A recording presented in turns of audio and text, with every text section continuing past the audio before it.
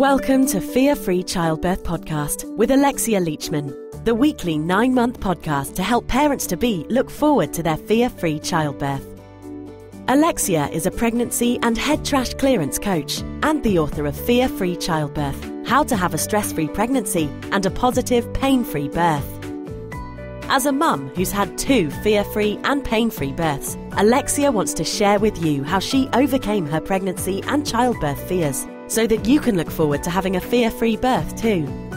Over the 9-month life of this podcast, Alexia will be sharing some real-life stories from mums and dads, insights into the latest childbirth research, inspiring tales from birth professionals, and some tips and techniques for clearing your fears and stresses. If you would like to receive a free chapter from her book, then head over to fearfreechildbirth.com, where you can also sign up for her email series, How to Have a Stress-Free Pregnancy. But now, it's time for the show. Hello and welcome back to the Fear-Free Childbirth Podcast. This is me, your host, Alexia Leachman. Thank you so much for joining me today. Now, as you know, I want to really help you to have a fear-free childbirth. That is what this podcast is all about. And for me, one of the main sources of fear when it comes to childbirth is fear of the unknown. And so one way you can really help to eradicate that fear is just start educating yourself about labour and childbirth. But that can be a little bit overwhelming because there's so much information out there. You know, do you Google it? Can you rely on what you find on Google? And what about all those books? And when are you going to find the time to read all those books? And where should you start? Which book is the one to start with? Well, stop fretting. I've got the answer. There's a new documentary that's recently been released called Beautiful Births. It was released in late 2014 with an online release in March 2015. So this is really, really new. And this is a fantastic 1-hour documentary. In fact, it's 58 minutes, so it's not even an hour long. And it really gives you a top-line view of everything that you need to know about childbirth, but more importantly, it shows you how beautiful birth can be. Now, I've got a real treat on today's episode, because on today's episode, I'm actually going to be speaking to the director of Beautiful Births, Jacqui Blue. Now, Jacqui has got a phenomenal backstory with her own birth experiences. She's got 5 boys and she's got twins included in that, so that's 4 birth experiences. So when I spoke to Jacqui about her film, she also shared with me the reasons why she wanted to do the film, but more importantly her birth experiences. And my goodness, there's so much to learn just from listening to her own experiences, and certainly will give you a lot to think about and how you might want to think about preparing for your own birth so that you can have the most positive birth experience possible. But that is not all.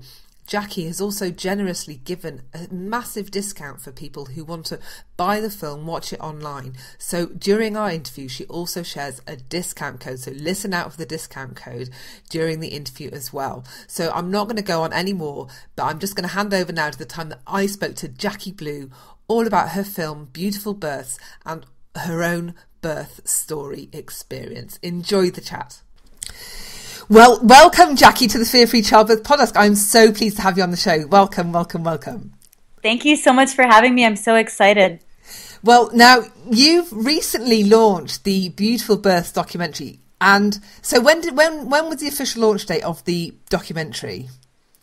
We did the official screening. The theatrical screening was in September in Fort Lauderdale, which is where we had filmed. We did the sneak preview the night before in Ocala, and then we did the theatrical screening in Fort Lauderdale.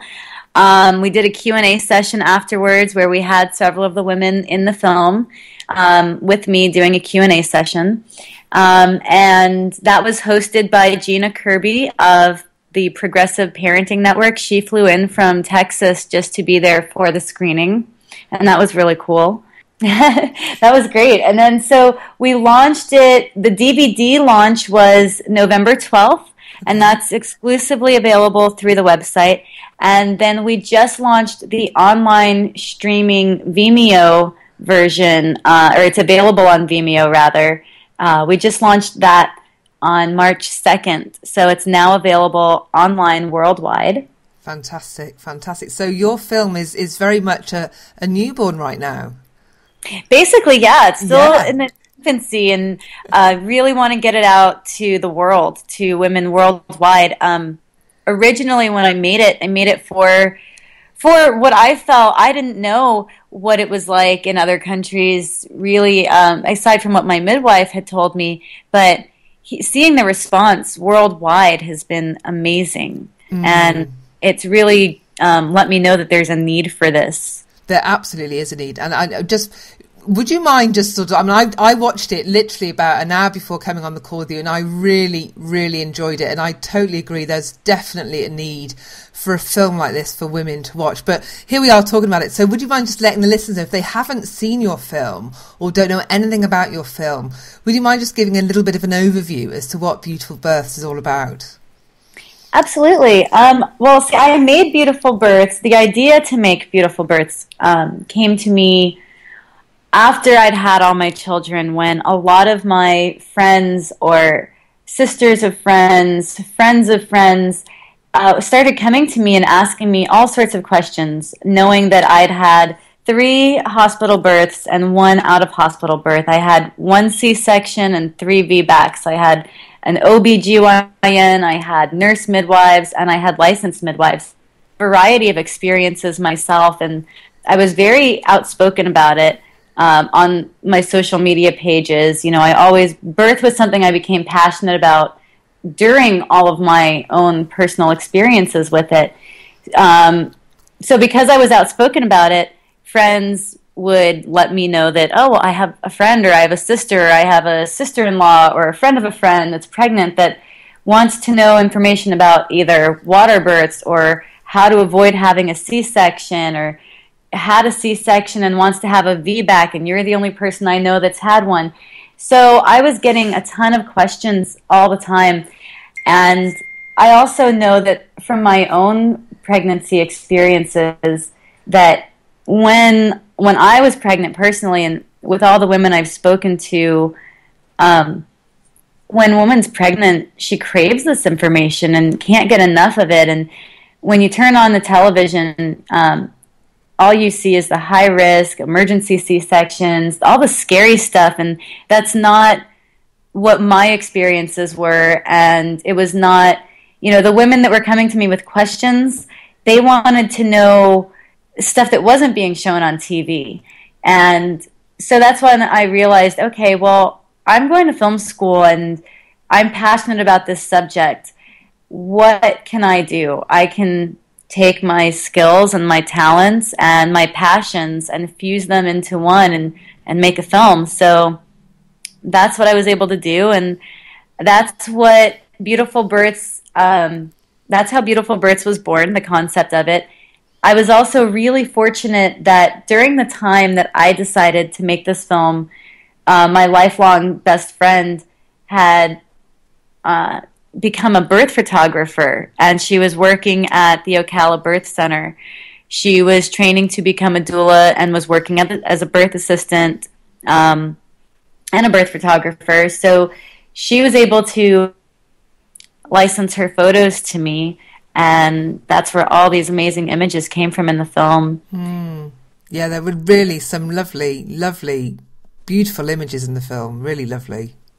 Yeah, those come from Starry Eyes Photography from Jacqui Blue. She's a lifelong friend of mine and very, very talented artist. I'm a huge fan of her work, and when I saw her birth photography and I told her what I was doing, she jumped on board. She got really excited, and I ended up interviewing her for the film as well, because it just kind of coincided that, the two Jackies were both working and passionate about birth and the whole subject matter. So it came together in a really nice way. And the women that you interview in the film, how did you find those women?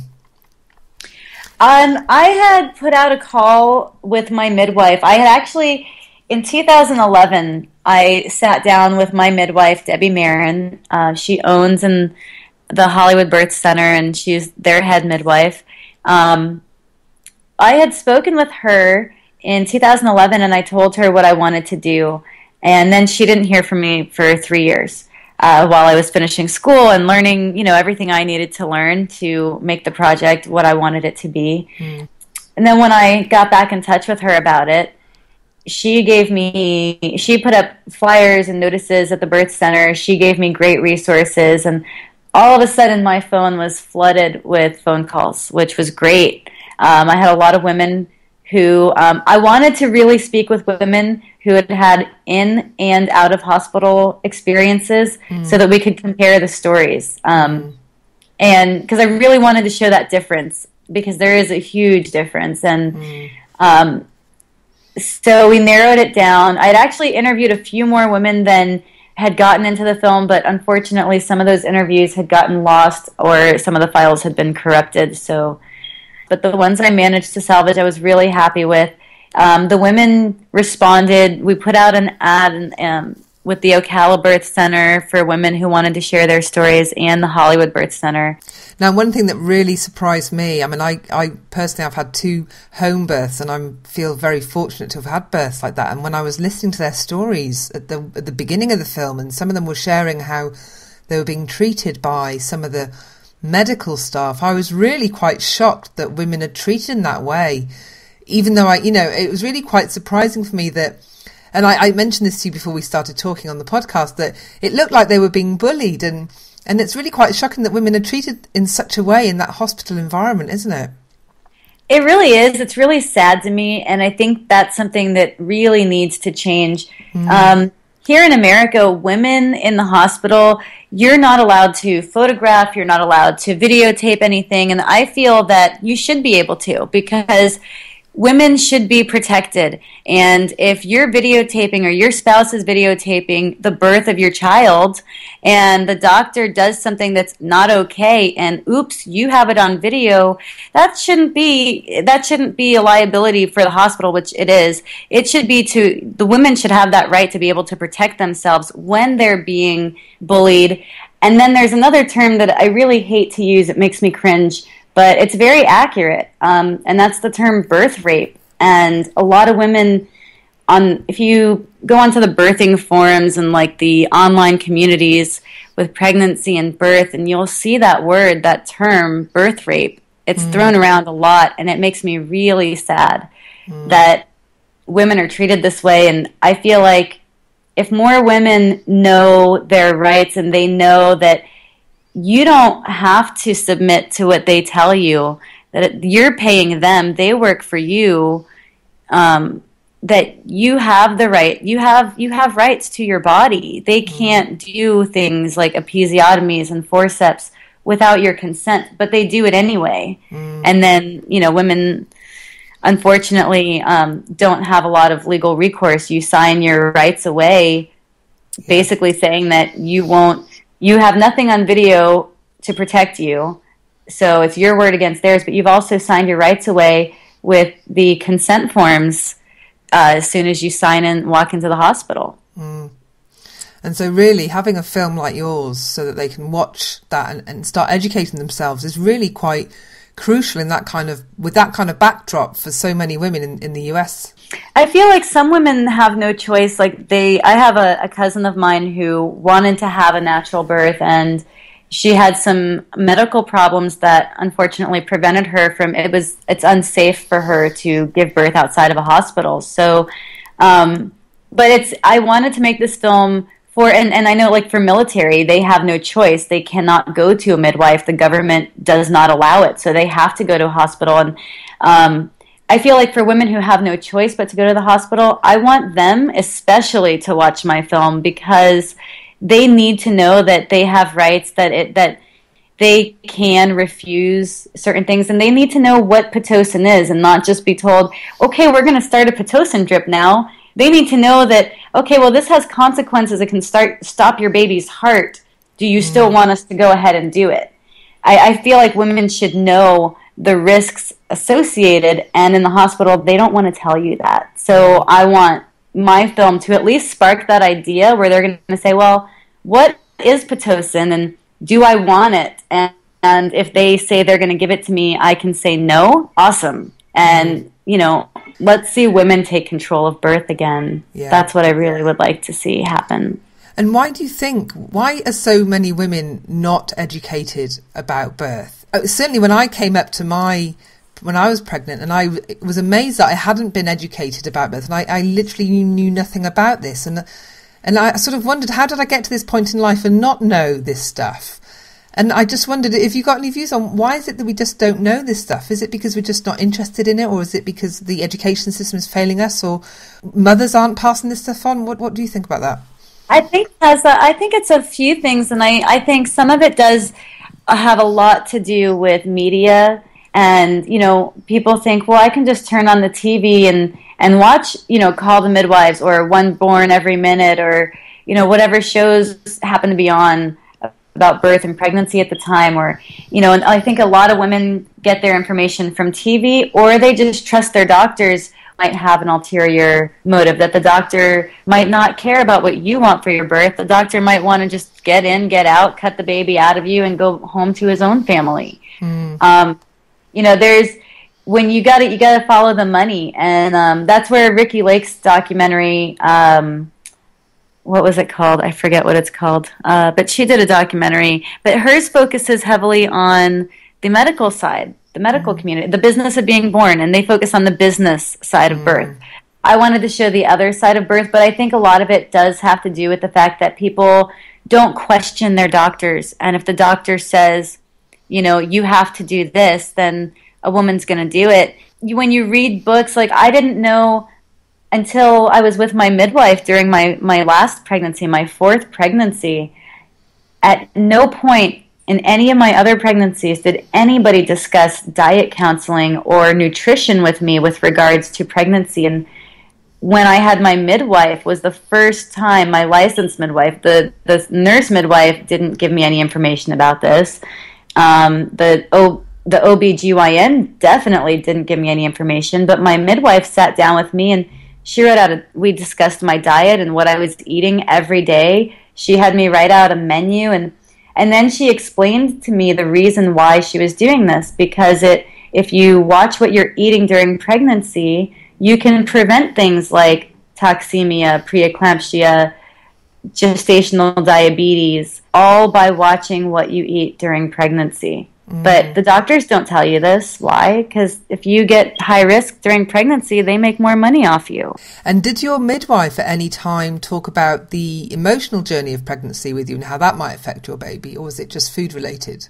Oh, no, absolutely. She was wonderful. My dog had died during my last pregnancy. I'd had him since I was in high school, and he was a very much loved family member. And I remember going into my midwife and I was crying, and she just held my hand and cried with me. If I'd had a doctor, I don't think I would have had that experience. And she was great. Like at any point during my pregnancy, if I felt like I was too stressed or overwhelmed, I could just go to the birth center and relax and sit in the library and just read books. And they made that available to their clients, which I felt was great, because as a mom with a lot of little ones running around, sometimes you just need that little place to escape, even for just an hour. And I could bring my kids with me, and they had a playroom, and there was a wonderful emotional relationship, as well as they really looked out for my health and well-being during my pregnancy. And I never got that from any other prenatal care before. Quite incredible. And did you use a doula during any of your pregnancies, or was it just the birthing center? Or I did not use a doula. I had at the birth center, I was fortunate where they had I kind of got a doula as like a courtesy thing. They had student midwives who acted as doulas. If and when I needed them, they stayed as hands-on or hands-off as I wanted, and I was pretty hands-off with my last birth. With doulas, with me, I didn't really find out about doulas until later on. With my first pregnancy, I had twins, and I had a C-section. So I didn't really know at the time. I was 21. I was pretty young, and I didn't have a whole lot of information available. And I did read a whole lot, but I read a lot mostly about twin pregnancy as opposed to birth. And at that point, I kind of figured the idea of natural birth. My doctor, through the whole pregnancy, led me to believe, nope, it's going to be a C-section. Like, get the idea of a natural birth out of your head. And he did tell me if both babies were head down that I could try for it, but he really was discouraging with the whole idea of it. So I didn't even let my mind go there. And then when I got pregnant with my next baby, I wasn't even passionate about birth so much as I was passionate about avoiding a C-section. And I read and studied as much as I could. I obsessed over not having another C-section because that experience was awful. That was, to date, that was the most horrible, painful experience of my life. And was that the post-birth period that you're referring to? Yeah. Yes. Yeah. It was absolutely horrific. I couldn't stand up straight for 2 weeks. I felt like I was on fire. I felt like my guts were literally on fire, just burning for 2 weeks. It was awful. I remember during that time, I thought I was never going to be out of pain. That's how excruciating it was. I was thankful that my twins were in the NICU at the time because I could not imagine having been home and taking care of two newborns while recovering from a C-section. I mean, I was at the hospital. I was at the NICU with them every day, sitting in a rocking chair, but I couldn't imagine getting up and down, out of bed, up and down. I couldn't imagine doing that with a C-section recovery. So I feel so much for the mothers that have to do that. Yeah. And so many women choose to have a C-section, don't they? Yeah, which that doesn't even, I think a lot of times that's got to be the doctors telling them that, oh, it's so much better this way, because it's if you do the research on the trauma it does to the body and to the baby. I have a friend of mine who had 3 C-sections, and the last one, she had an infection so bad that the infection is what could have killed her. Goodness. The C-section went smooth. The pregnancy was smooth, but the infection post-birth from the C-section, and she took care of it fine. It was a staph infection from the hospital. And that stuff happens more commonly than the media. The media doesn't let you know about that. They don't report those. They just, you never hear about that stuff, but that happens, and it happens in real life to real women all the time. So your subsequent pregnancies then, tell us what because you had another 3 pregnancies, isn't it? Yeah. So what were they like? With my C-section, after I recovered from that, and the twins were a bit more grown, I had my second pregnancy. I got pregnant with my 3rd son when the twins were about 18 months old. So I had him literally just 2 weeks before the twins turned 2. And that pregnancy I had with a nurse midwife. I had him at a hospital in Indiana, and I had a really detailed birth plan.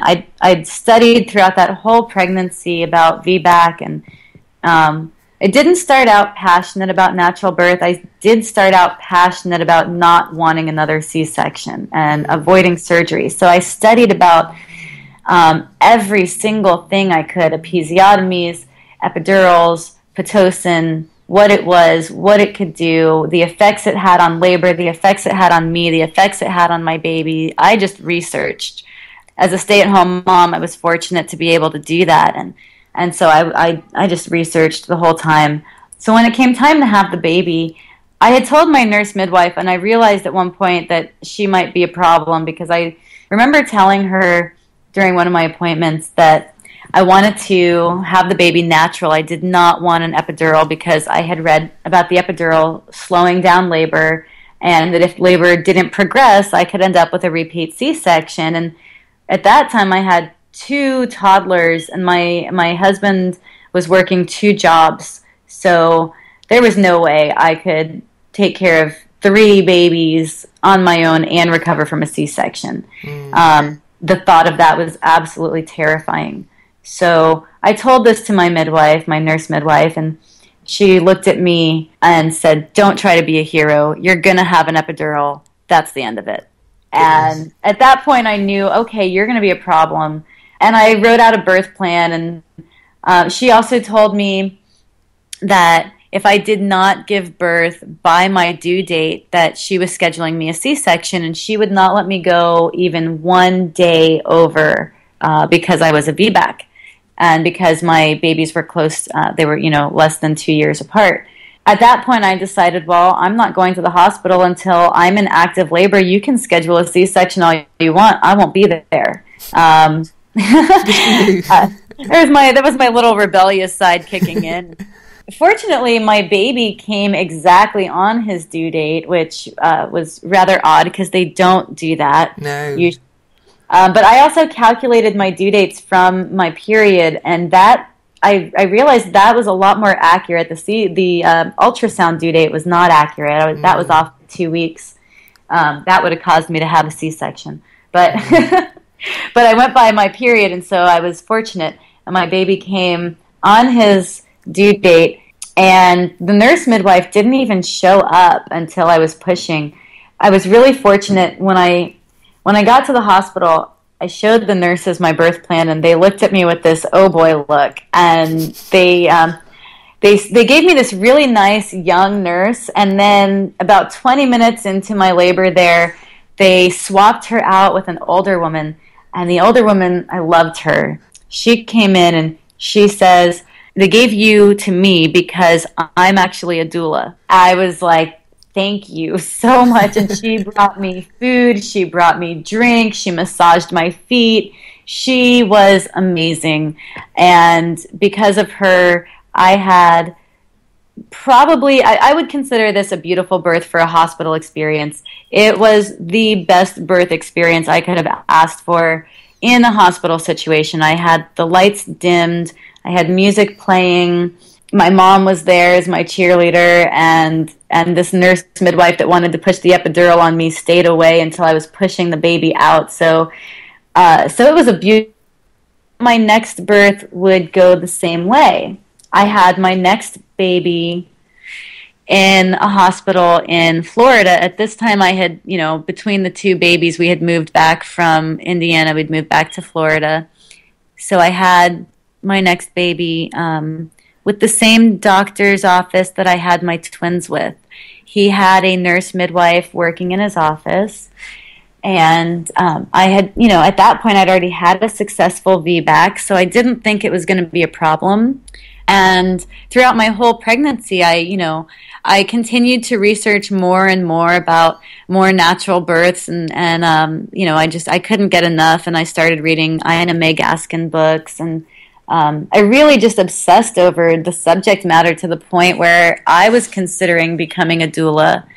And then I had my next baby, when I went into labor with my next baby, and I got to the hospital, and my doctor had worked out of 2 hospitals, and I had called him up. Well, I remember saying to him during my pregnancy, I asked, "Does it matter which hospital I go to when I get into labor? Because one hospital's closer to my house and one's closer to my mom's house." And he said, "No, it doesn't matter. I do VBACs at both hospitals, so just go to whichever one you're closer to at the time." So that's what I did. And then they called him up when I was in labor, and he rings they didn't even have any rooms available. I was laboring in triage the entire time. And he calls me up and he says, "Hey, Jacqui, what are you doing at that hospital?"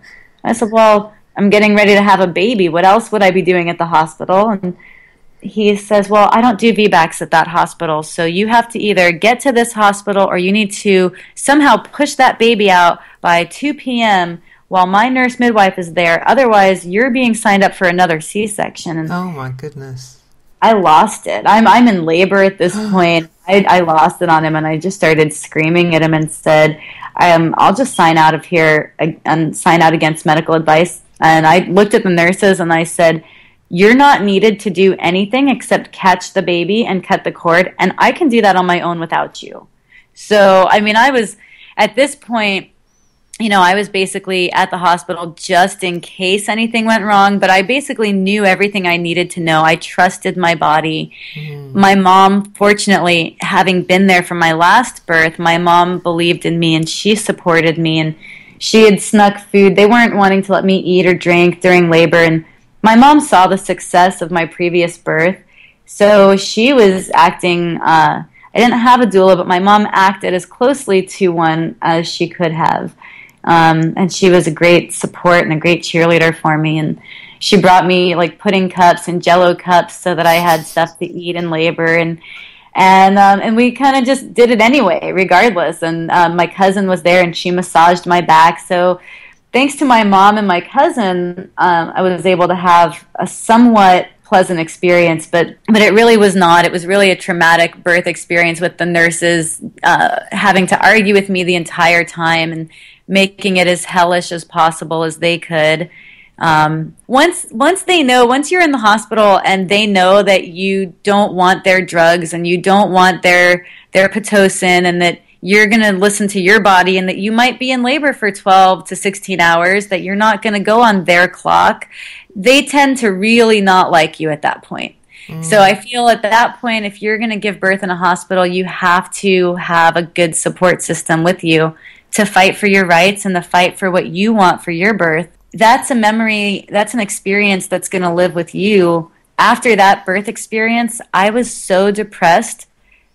I got pregnant with my next baby with the idea in my head that there's no way I'm going to a doctor. There's no way I'm stepping foot in the hospital under any circumstance. At that point, I'd had 2 successful VBACs with no episiotomy, no epidural, no Pitocin. I refused. I stuck to my guns, and it was a fight, but I fought for my rights, and I fought for what I wanted, and I managed to get my way and have no Pitocin for either of my hospital births. With the last one, I decided, okay, there's no way I'm even stepping foot. I'm not dealing with that headache. This is my last baby. I'm not doing, I want to have the birth of my dreams.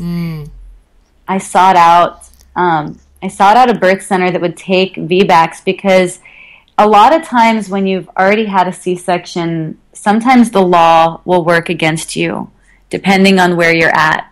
Some places the law is very lenient and having a VBAC is no big deal. Other places, they go by the rule of once a C-section, always a C-section. And for some reason, the state of Florida is always in flux about this decision. When I was pregnant with my last baby, they were back and forth between, yes, you can VBAC, but it has to be at a birth center. And I think now the law is, yes, you can VBAC, but it has to be at home and cannot be at a birth center. So every few years they flip on this. But I found the Hollywood Birth Center and Debbie Marin, and she was amazing. I looked at her as a second mom throughout my pregnancy. She gave me incredible emotional support that I did not get with my doctor, my nurse midwives, or anywhere else. And she held my hand when I cried. She went over diet counseling and spent 45 minutes to an hour with me every visit. She recommended books to me. I like to wear these big black boots. I love them. I love my boots. And she had this book. She had a client that I reminded her of this previous client she had that wrote a book saying, "My mommy wears combat boots." And so she gave me a lot of great resources to read and things to watch. And she was just a wonderful person for me to have during my pregnancy, that I wished every woman could have someone like her. Because I feel like having a care provider that will sit there and answer any question you have, that is not my doctor was always trying to rush me out of the office as quickly as possible, where Debbie didn't do that. Debbie sat with me and took the time to ask me, do you have any questions? Is there anything going on emotionally at home? Is there anything you want to talk about? Or are you okay? It wasn't always just about the baby. She was actually interested in my well-being. I never had that with a care provider before, with not just pregnancy, but at all. I never had a doctor that took an interest in me and cared about my emotional well-being. And so I feel like that also plays a role in pregnancy and in birth, is how a woman is treated emotionally. And you mentioned that you felt you had a period of depression after that traumatic birth you mentioned. How do you feel that was directly linked to your birth experience? Absolutely. When I had my 4th son, I experienced severe postpartum depression just based on the birth. I relived that birth in my head 1,000 times a day. It was awful. And then the worst part is like that really stuck with me was I knew that those nurses that had made my birth experience a living hell, I knew that to those women, I was just one more face, and that they were doing that to other women. And they're not going to remember my face from the next woman, but I'm going to remember them for the rest of my life. You know, they're going to forget me as soon as I go home, but I'm going to remember them forever. And I really wanted a redemption birth. I was so depressed that when I got pregnant with my next baby, I was so adamant. I said to my husband at the time, my ex-husband, I said to him and my mom, I looked them both in the eyes and I said, I need you guys to back me up. I am not going to step foot in a hospital. I'm either going to find a midwife or I'm going to have this baby alone with an unassisted birth. And the idea of an unassisted birth, it didn't make me 100% comfortable. It did scare me with the factor of what if just in case and I can't see what's going on down there. And, you know, so I definitely wanted a midwife there, but I was willing to forego having anybody there if it meant going back to the hospital. That's how depressed and how traumatized I was, that I was willing to do it completely on my own rather than go through another experience like what I had. So how did you get over it or move past your depression? When I realized that I would be able to have another birth experience, it helped a lot.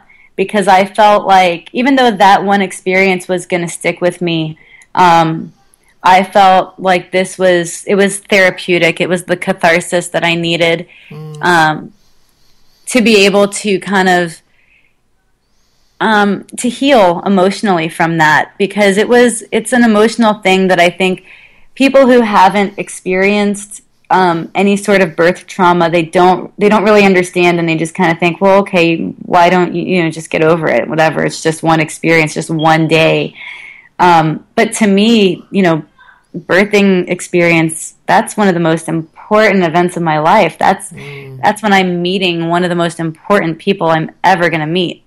So I got past that experience through being able to have redemption with a more beautiful, peaceful, and loving experience. And is that completed the healing for you, or do you feel there might be some more to do? I feel that in making this film, I feel that completing beautiful births is what actually completed the healing cycle for me. Because in being able to create this film, without putting my personal experience into the film, I'm able to help other women avoid those types of experiences by giving them information. And I feel like being able to prevent another woman from having that type of experience, that goes a long way towards healing my trauma. And did you notice with your children, I just wondered whether or not you observed any sort of the trauma maybe sort of rubbing off on them, or whether how that affected maybe the post-birth period with them, or did you notice anything with your children? I really didn't. My children, I was really lucky. I have all boys, and they have very calm.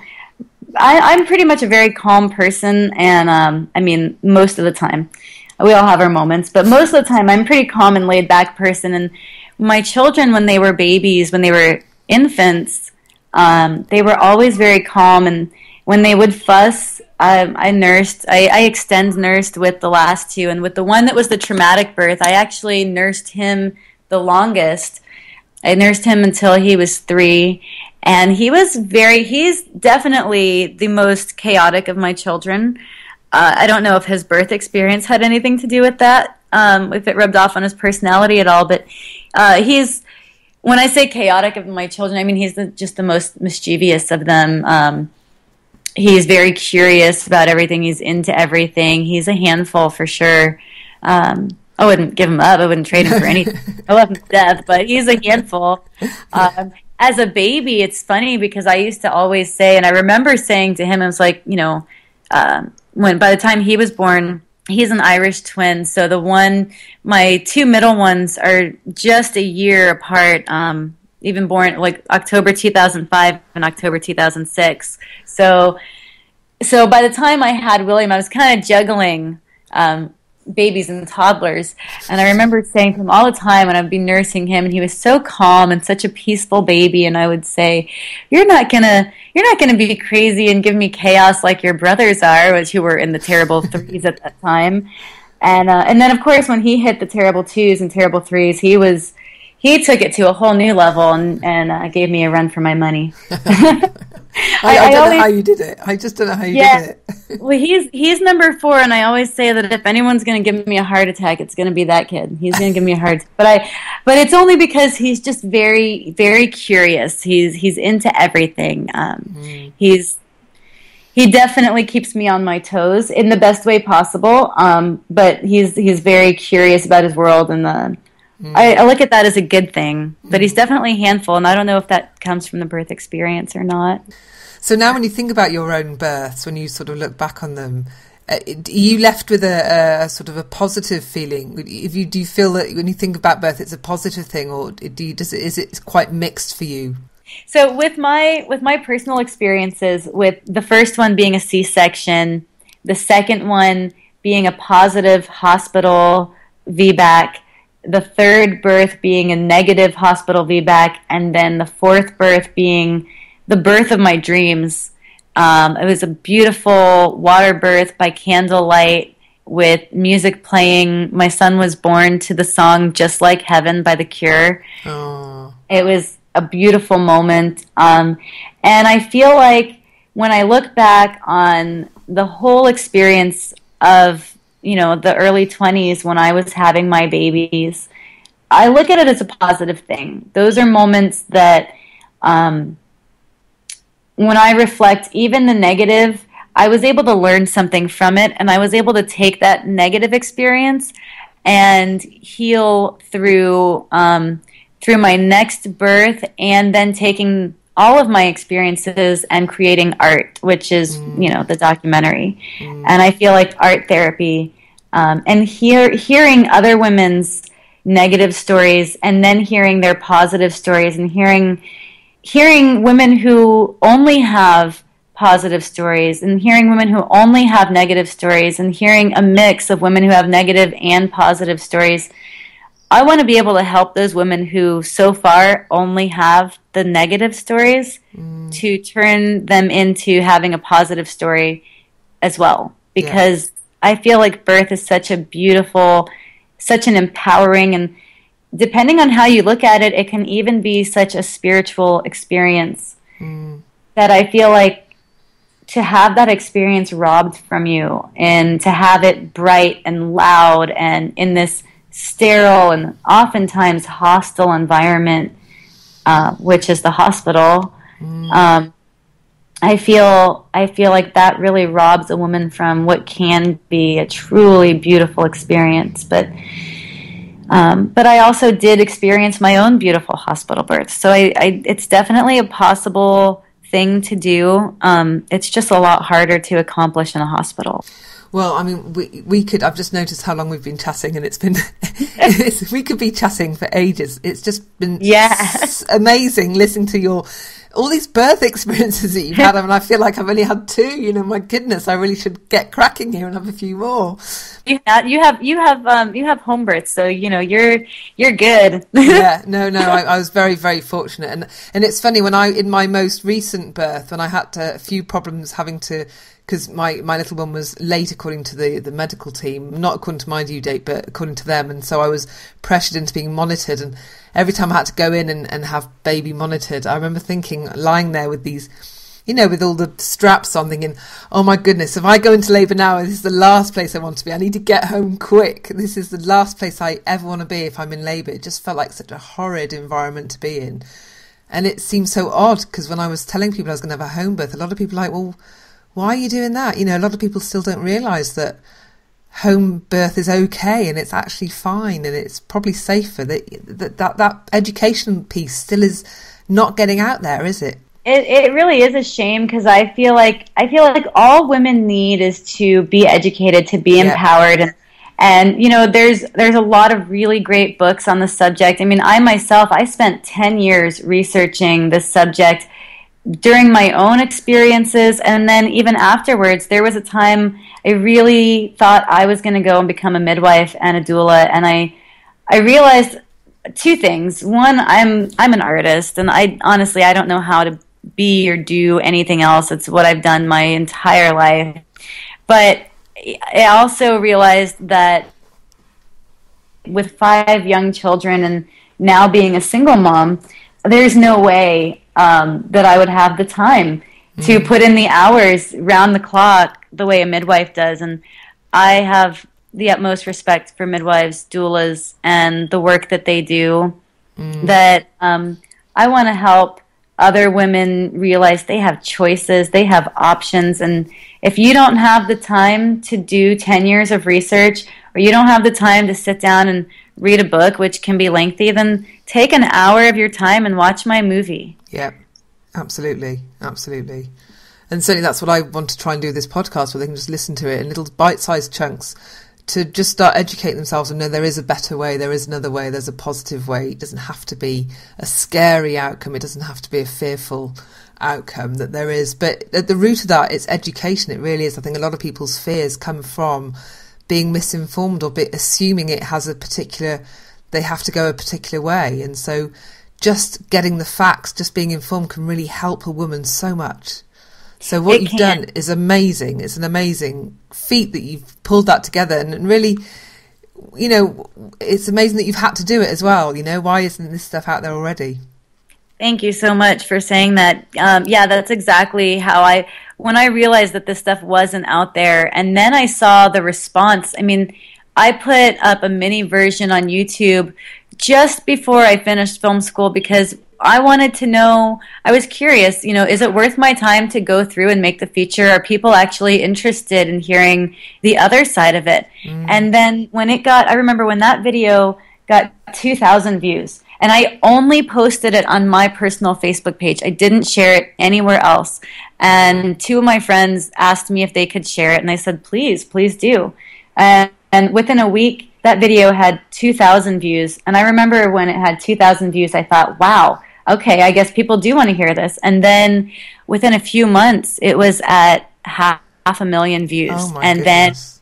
And then it was at 1 million views, and then 2 million, and now it's at 4.7 million views. Wow. And that's what it really, you know, like I said, when it had 2,000 views, I was blown away at 2,000. And then when it hit, you know, 500,000, I was just, wow, okay, there's definitely a need for this, and people need this information.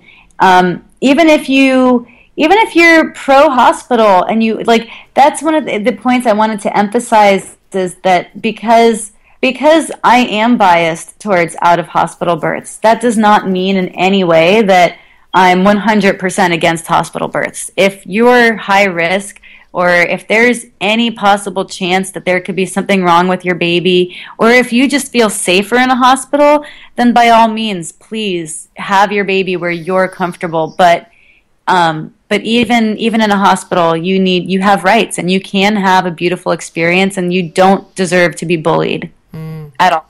Yeah. And being able to sort of manage what happens to you in hospital really comes from being well informed. Yeah, exactly. It really does. I mean, I'm only against hospital births because of my own personal experience, but I also, like I said, and I'm very open about the fact that I had a doula as a nurse in Indiana at Methodist Hospital, and she was amazing. And because of her, I did have a beautiful hospital birth. But unfortunately, I also had a very, very negative hospital birth after that one. So it can go either way. And there are women who have home births and have midwives that have negative experiences. But that's why it really boils down to your environment, what you're comfortable with, knowing, and if you don't know your body, and if you don't trust your body, and if you have that fear, you're not going to feel comfortable in out of hospital experience. So if somebody wants to watch your films, we've been talking about your film, where can they get hold of your film if they wanted to watch it today? My film is available, currently it's exclusively available through the website, which is www.beautifulbirthsdocumentary.com. And you can either order a DVD or you can watch it on Vimeo. You can purchase it on Vimeo or you can rent it. And I'm giving your listeners a special coupon to take 25% off the purchase. This will not be valid towards the rental, but it will go towards the purchase on Vimeo or the DVD. If you type in checkout, you type in the promo code capital letters BBD and then lowercase letters podcast. So it would be BBD podcast. Type that in at checkout, and that'll give you 25% off your purchase of Beautiful Births. Wow. Well, thank you very much, Jacqui, for that. That's much appreciated. Really, really do. So I will have that discount code in the podcast show notes on the fearfreechildbirth.com website. So if you just go to the fearfreechildbirth.com/BBD, then you'll have that link and everything you need right there, and a link straight to buy the film from this show notes that we're listening to today. So thank you, Jacqui, for the discount code, but also just a big thank you for all mums out there and all future mums out there for the work you've done. It really is. We need more stuff like this, and I'm really grateful that you've, taken the time and the effort to put out such a film, and I'm sure that you are going to get so many more words of thanks globally for this piece of work that you've done. It really is an honour to speak to you today. I really want to thank you for coming on the podcast as well. That's the best compliment someone can say, is thank you for this, because I really feel like that there's a need for this. And that's, hearing from women around the world about people writing in and telling me their personal experiences, which I love that. So if anyone wants to write and tell me their personal birth experience, I love reading birth stories. But I also, it makes me feel a sense of accomplishment that I don't think I've gotten from any other piece of work I've ever created aside from my children. There's a satisfaction in knowing that women need this and want this, and I'm happy to have been able to provide that. Well, thank you so much, Jacqui, for joining me on the Fear Free Childbirth podcast. Really, really appreciate it. Thank you so much for having me. Thank you for tuning in. You've just been listening to Alexia Leachman from the Fear Free Childbirth podcast. If you enjoyed the show, she'd really love it if you left a review on iTunes or Stitcher, or shared it with a friend. And don't forget, to get a free chapter from her book, head over to fearfreechildbirth.com to get your copy, as well as finding other episodes in this podcast and more about how Alexia can help you with pregnancy and birth preparation coaching. Until next time.